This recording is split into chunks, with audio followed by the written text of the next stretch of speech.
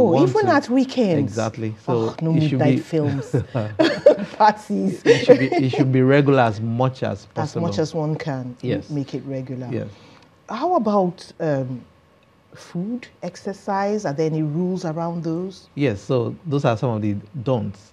However, let me just mention that people also nap during the daytime. We try as much as possible to discourage napping, especially in adults. However, if you must nap, it shouldn't be a prolonged nap. Okay. So it shouldn't be more than 20, 30, 45 minutes max. This is assuming you've had a good night's sleep. Exactly. But someone who has not had a good night's sleep might really feel like having a nap during the day. So the problem is, if chronically you keep having poor night sleep and you nap during the day, you are taking away from your ability to sleep at night. Okay. So one of the things that we even tell people who have difficulty with night sleeping is to not nap during the daytime, so that they limit their sleep to bedtime, at night. So that it can be sounder. Yes. So going back to your earlier question about what to eat, what to drink. Now, alcohol is one of the things that we use to socialize, and a lot of people drink alcohol, especially at the particular evening. Most time in the evenings. However, it is recommended that if you must drink alcohol, you should drink it not later than 4 hours before your bedtime. Assuming, for example, you plan to sleep at 10, so your alcohol should be, you should have 6 p.m. Exactly. So you have at least 4 hours for the body to process it and eliminate it from the system. Alcohol generally helps you to fall asleep. However, the danger is that it disrupts the continuity of our sleep during the night, and with time, it makes the quality of our sleep to be poorer. Okay, so sometime during the night is when the alcohol really begins to work? Yes. Is that what we are saying? So yes, it aids sleep, and at the initial time, you're able to fall asleep. However, because its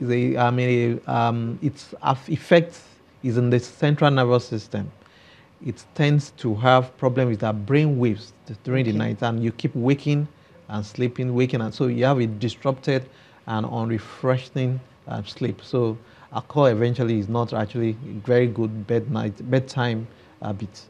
Now the other thing. How about coffee, cocoa, Yes, so chocolates, caffeinated drinks, anything that has caffeine should be avoided at least 6 hours before bedtime. So you can eat all that during the daytime or drink all that during the daytime, but close to bedtime, you should give yourself at least 6 hours otherwise, because caffeine stimulates the brain. So you are likely to be more alert, and that makes it difficult for you to fall asleep. And then, does sugar do the same thing?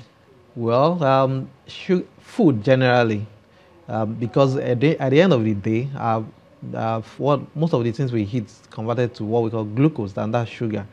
Once we eat close to bedtime, whether sugar or anything, it diverts the function of it activates the digestive system. That keeps yours awake, and that might give us trouble falling asleep.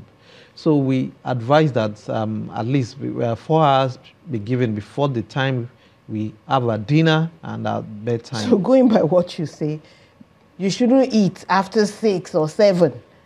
Depending on How about if someone is hungry? Isn't there anything one can snack on? Of course, you can snack on something light, something that is not heavy. That's not the time to demolish a full plate of food. Yes.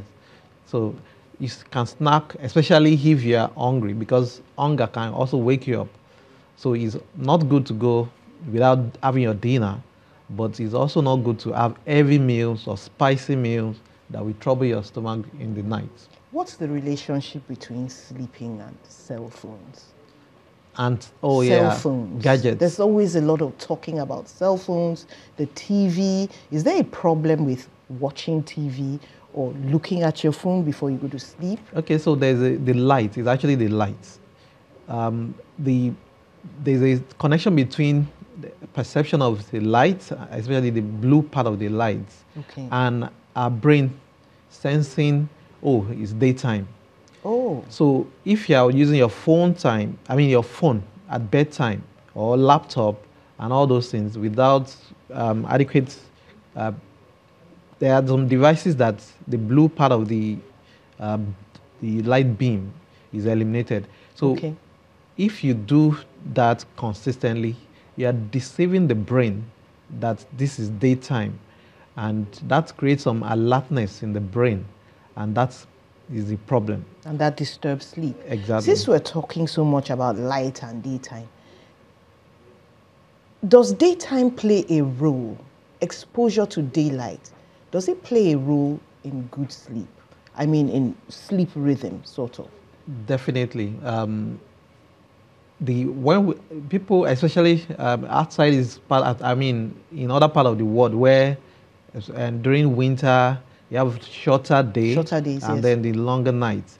It's one of the recommendation is that you must get exposure to sunlight during the day, Okay. because exposure to sunlight helps to trigger a part of the brain that produces certain chemicals, which is very important in conditioning our body to rest.